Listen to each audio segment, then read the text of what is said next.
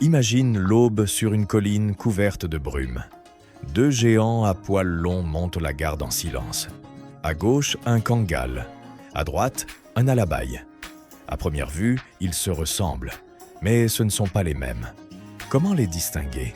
Regarde le visage. Le kangal arbore généralement un masque noir bien marqué sur une robe fauve. L'alabaï, ou berger d'Asie centrale, est plus varié. Il peut être blanc, bringé, bicolore ou noir, avec des robes plus diverses. Leur histoire les distingue aussi. Le kangal vient de Sivas, en Turquie, et il a été élevé pendant des siècles comme gardien de troupeaux sur de grandes plaines. L'alabaï, lui, vient d'Asie centrale, Turkménistan, Kazakhstan, Ouzbékistan, et il est fait pour endurer des climats rudes, de longues routes et des prédateurs tenaces. Et côté caractère, le kangal est rapide, vigilant, il patrouille le périmètre et dissuade à distance. L'alabaï est plus lourd et très déterminé. Il encaisse, bloque, se plante. Si l'on pense à qui file comme l'éclair, généralement le kangal. Qui résiste à l'impact et à la pression prolongée? Très souvent, l'alabaï. Tous deux sont de véritables chiens de garde, indépendants, loyaux et dotés d'un immense instinct protecteur.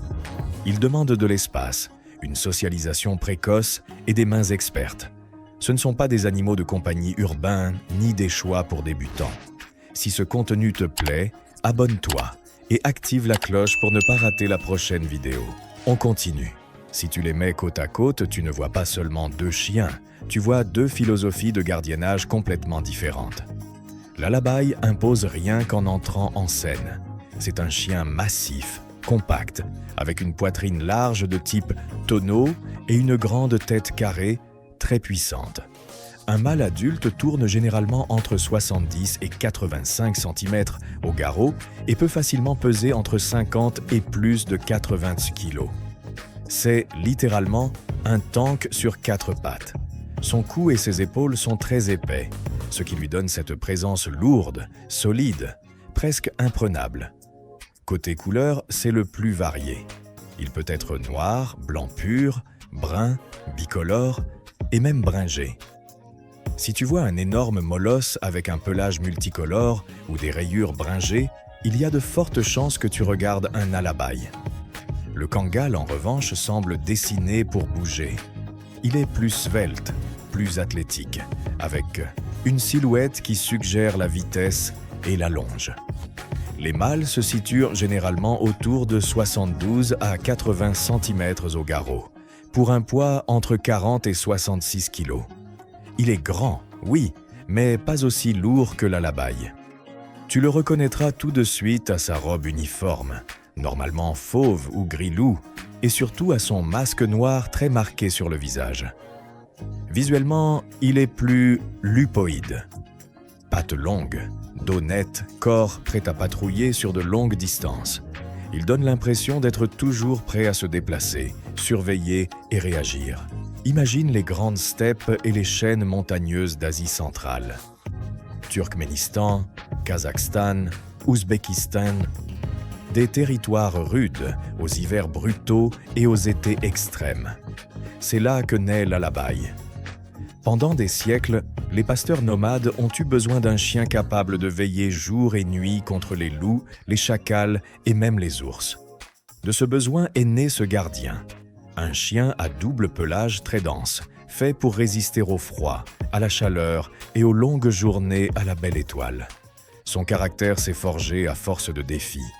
Prendre des décisions seul, protéger sans qu'on le lui ordonne, rester avec le troupeau quand tout le monde dort.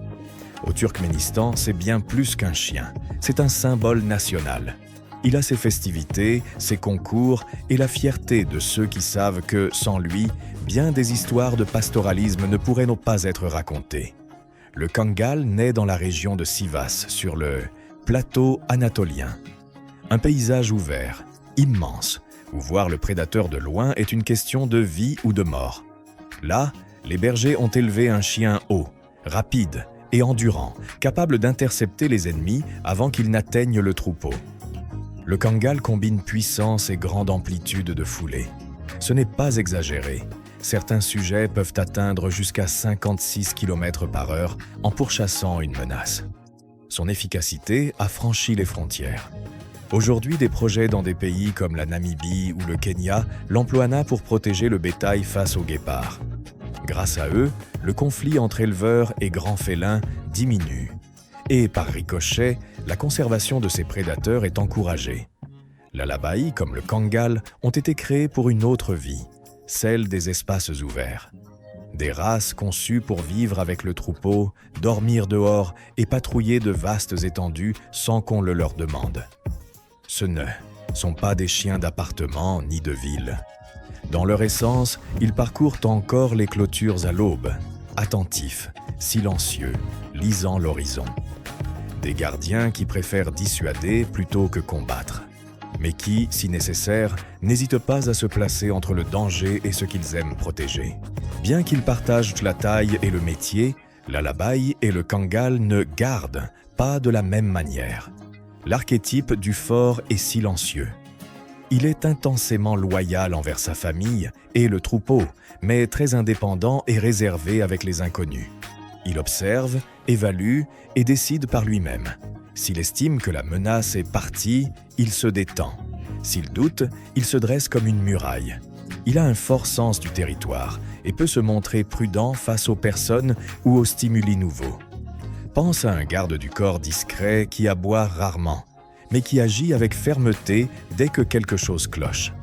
Lui aussi est un gardien né, mais il se montre généralement plus sociable et un peu plus facile à gérer avec les siens. Il tisse des liens étroits avec la famille, se montre affectueux à la maison et garde une attitude tolérante et calme, jusqu'à l'apparition d'un intrus. Là, il passe de 0 à 100. Il patrouille, intercepte et dissuade rapidement. En règle générale, il accepte l'entraînement avec une meilleure disposition et apprécie davantage l'interaction et le travail d'équipe avec son conducteur. En force brute et en masse, l'alabaï, berger d'Asie centrale, a généralement l'avantage. Un sujet bien développé est plus lourd et plus volumineux, capable de pousser, de bloquer et de tenir la position comme un poids lourd sur 4 pattes. Si la tâche exige de la traction et une résistance statique, l'alabaï est un mur. Le kangal, en revanche, brille dans une autre dimension, la puissance appliquée à la vitesse. Il est plus agile et plus explosif. Il est fait pour intercepter. Sa morsure a la réputation d'être extraordinairement puissante, avec des chiffres très élevés souvent cités, suffisantes pour dissuader même des prédateurs tenaces. Plus que la force par le volume, le kangal se distingue par l'allonge, la foulée et l'impact rapide. Aucun des deux n'est un chien de combat qui attaque sans provocation. Ils ont été sélectionnés pour protéger et éloigner. Ils patrouillent, évaluent et agissent quand il le faut. En Anatolie, les kangals ont travaillé avec des colliers à pointe aux côtés du troupeau pour stopper les loups. En Asie centrale, on a confié à l'alabaï la contention des loups et même des ours près des campements. Ni l'alabaï ni le kangal ne sont des animaux de compagnie idéaux pour un petit appartement. Ces chiens ont besoin d'espace et de raison d'être. L'alabaï, en particulier, s'épanouit dans des foyers avec un grand jardin bien clôturé. Une cour sans clôture, ou une attitude relâchée vis-à-vis des règles, ne convient pas. Ils respectent les règles fermes et le leadership. Sans cela, ils peuvent s'ennuyer ou même partir se promener tout seuls. Le kangal a lui aussi besoin d'espace pour rôder et patrouiller, mais il s'adapte généralement un peu mieux à la vie de famille, pourvu qu'il y ait une routine et quelqu'un qui donne la direction. Côté exercice, tous deux apprécient les promenades quotidiennes ou le temps de patrouille sur la propriété. Ils ne sont pas hyperactifs toute la journée, mais un géant fatigué est un géant heureux. Une bonne routine de sortie, de jeux et de tâches maintient leur esprit et leur corps actifs. Sans activité suffisante, même ces chiens calmes peuvent devenir agités ou destructeurs. Ce sont des races rustiques. Elles tolèrent bien le froid et la chaleur grâce à leur double pelage. Malgré tout, lors des journées très chaudes, il est prudent de raccourcir les promenades. Côté santé, les deux races vivent généralement de 12 à 15 ans, ce qui est très honorable pour des chiens de cette taille. L'Alabaï, ou berger d'Asie centrale, est le plus grand et le plus massif. Tête large, poitrine profonde, pelage dense, et dans ses pays d'origine, tu verras parfois les oreilles ou la queue écourtée par tradition. Il peut être blanc, noir, bicolore, voire bringé. C'est le gardien des steppes froides, un tank couvert de poils élevé pour protéger campements et troupeaux. Le Kangal de Sivas en Turquie est plus svelte et plus athlétique. Il est généralement fauve ou gris-loup et porte presque toujours ce masque noir infaillible. Oreilles tombantes, naturelles, longue queue et une allure de sentinelle qui patrouille et intercepte sur les plaines ouvertes. Indice rapide.